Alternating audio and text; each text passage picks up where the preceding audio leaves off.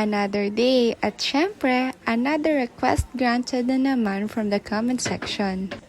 Paano naman daw yung mga hindi marunong mag-calligraphy? Sige, gawa natin ng paraan. Kailangan natin ng 2 highlighters na parehas ng color pero magkaiba ng shade. Isang darker at isang lighter shade. Sulat nyo lang yung gusto nyong isulat sa normal handwriting nyo. After that, kailangan lang nating kapalan.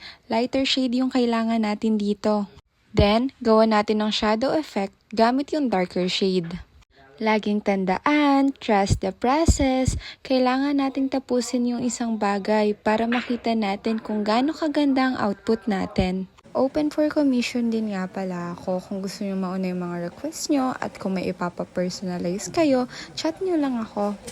Di ko na rin kasi mabasa lahat ng comments.